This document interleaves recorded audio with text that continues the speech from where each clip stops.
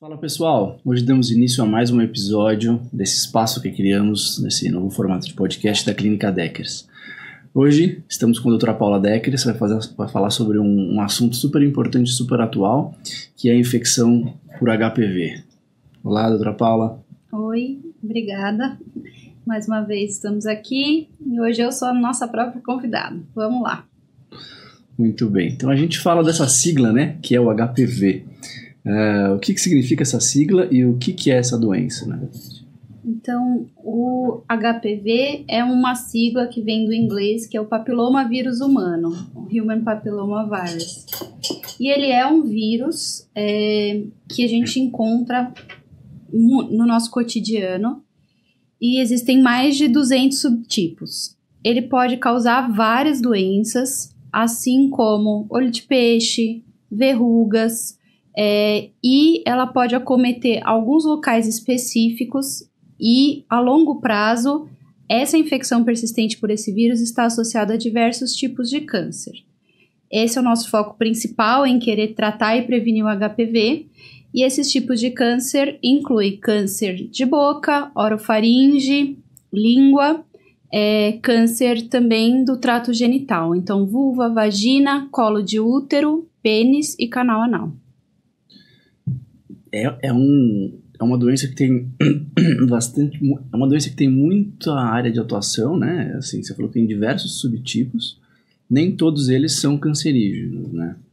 Exato. Dentro dos subtipos, desses mais de 200 subtipos que a gente tem, não são todos os subtipos que estão fortemente associados a câncer. Então, não precisa surtar, porque não é porque você teve uma verruga, um olho de peixe algum dia na sua vida que você vai necessariamente ter câncer, né?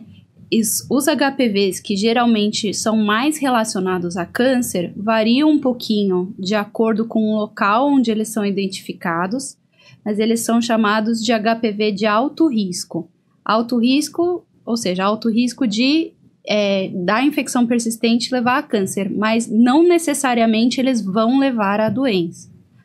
Certo. E a forma de transmissão desses subtipos de vírus também variam, né? Que a gente sabe que é uma doença sexualmente transmissível, mas também varia um pouco a forma de transmissão conforme o subtipo específico, é isso?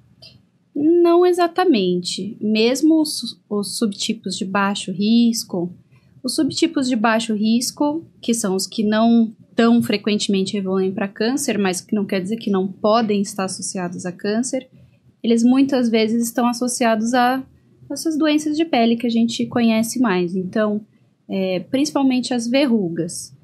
Mas a forma de contágio geralmente é por contato. E aí, na área genital, canal anal, esse contato geralmente é sexual, mas não é a forma de contato exclusivo. Até na cavidade oral, boca, língua também a gente tem que lembrar do sexo oral e no canal anal também. Mas até compartilhamento de brinquedos sexuais ou o próprio toque, né? A gente tem verrugas comumente em diversas áreas do nosso corpo. Com fricção, que tenha uma lesão pequena, microscópica na pele, o vírus pode penetrar. E por ser uma doença sexualmente transmissível, parece até que é pior do que uma doença sexualmente transmissível, né? Os meios comuns de prevenção, como o uso de camisinha, eles são suficientes, né? Você falou que tem muita transmissão por contato, né? E por compartilhamento de objetos. Esses meios tradicionais de prevenção de doenças sexualmente transmissíveis, eles são suficientes ou é necessário mais outras formas de prevenção associada? Então, essa pergunta é pensando exclusivamente na transmissão sexual, agora que a gente falou de camisinha, né? Infelizmente, a camisinha não previne 100% a transmissão. Diferente de... Nada é 100%, nem HIV, hepatite, mas diferente dessas outras doenças, o contato com secreção e com pele ou mucosas afetadas pelo HPV, ela ocorre também em outros locais. Então, é bastante comum em homens, por exemplo, a gente vê lesões de HPV na base do pênis, nos testículos.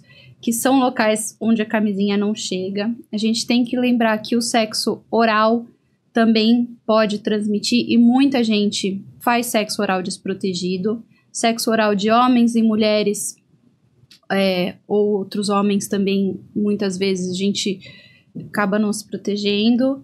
E a gente tem que lembrar da importância do uso da camisinha nos brinquedos sexuais também.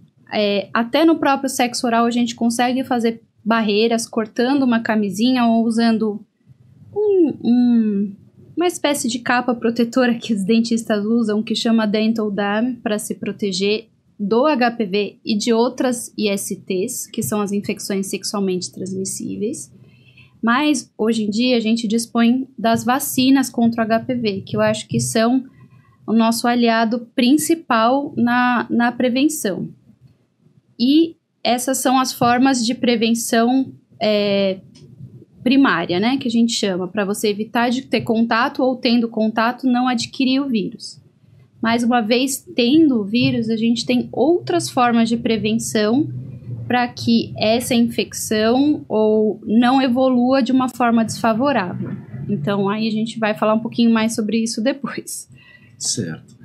E é possível alguém identificar por si só, assim, uma pessoa leiga, perceber que tem alguma lesão, que tem algum... Como é que ela se manifesta clinicamente e se ela pode ser silenciosa também ou não, se está sempre associado com alguma verruga, com alguma alteração visível? Não está sempre associada com verruga ou alterações visíveis. É importante ressaltar que as lesões por verrugas geralmente são as mais benignas, não são as lesões que vão acabar evoluindo para o câncer. Isso não é uma regra, mas dá para generalizar dessa forma. E pensando no local de acometimento, então assim, a vagina, o canal anal, o colo do útero também não são lugares que a gente habitualmente fica olhando para ver se tem verrugas. Mas esses locais de acometimento geralmente não tem uma lesão macroscópica, ou seja, nada visível a olho nu. E nesses locais, principalmente, que se tem a maior importância de fazer exames de rastreio para prevenção. E aí entra a necessidade de fazer o Papa Nicolau em mulheres, o teste de HPV, e também a coleta da citologia anal para alguns subtipos específicos de pessoas. Em homens ainda não existe um rastreio muito bom, como existe nas mulheres, que todas devem fazer de rotina, né, exames como esses. Mas uma visita frequente ao urologista pode identificar algumas lesões causadas pelo HPV. Certo. Então, devido a essa dificuldade de diagnóstico, é algo que precisa ser avaliado de rotina, né, durante aí consulta com o médico. Aí você falou de alguns exames, né? O Papa Nicolau, ele é um exame invasivo? Ele é feito no exame físico? Como é que é? Então, o exame de Papa Nicolau, as pessoas em diversas regiões do Brasil chamam de vários nomes, né? Preventivo, enfim, que é aquele exame em que o médico, o ginecologista ou o enfermeiro passa um espéculo, o aparelhinho dentro da vagina e inspeciona as paredes vaginais e o colo do útero. É feito um raspado das células do colo do útero, que é inserida numa lâmina, e essa lâmina é analisada no microscópio. O que se procura no Papa Nicolau é realmente lesões provocadas pelo HPV. Então, a gente tenta identificar pessoas que têm infecção pelo vírus, provavelmente, e que o vírus já está causando alterações deletérias nas células, geralmente alterações pré-cancerígenas. Lembrando que o Papa Nicolau é um método de rastreamento, ou seja, ele não é um exame diagnóstico. Ele vai separar dois grupos de pessoas, os que têm risco de ter algum problema pelo HPV e os que estão tranquilos e podem voltar só ano que vem. Depois do Papa Nicolau, se realmente for identificadas células com alterações, a gente precisa prosseguir a investigação para realmente confirmar se essas existem. E aí essa investigação é feita com a colposcopia, que é um exame que olha no microscópio, num colposcópio, desculpa, áreas, depois de aplicar alguns corantes em locais específicos da vagina e do útero, áreas potencialmente afetadas pelo vírus. E aí é feita uma biópsia. Nessa biópsia dessas áreas potencialmente suspeitas, a gente procura de novo alterações nas células que geralmente são provocadas pelo HPV. Mas, de novo, a gente não vai lá e olha o HPV. Para identificar o HPV, a gente faz o PCR, que é uma pesquisa direto para o HPV, a genotipagem do DNA do vírus, que muitas vezes ela pode ser coletada no mesmo momento, né? Então, a gente coleta o Papa e o DNA HPV juntos. Como método de rastreamento, assim, de prevenção do colo do útero, agora estou falando só de colo de útero, tá, gente? Também vale fazer só o HPV. Quem não tem HPV fica tranquilo, pode voltar em até 5 anos. E quem tem o HPV positivo vai para a colposcopia para ver se tem alguma lesão. Mas aí, Diego, a gente entra num dilema, porque mais de 80% da população sexualmente ativa vai ter contato com HPV em algum momento. Como eu disse, é muito prevalente, né? Então, assim, só identificar o HPV presente não é um motivo de surto coletivo, problemas psicológicos. Chegam muitas vezes no consultório com pessoas que têm isso e já ficam desesperadas.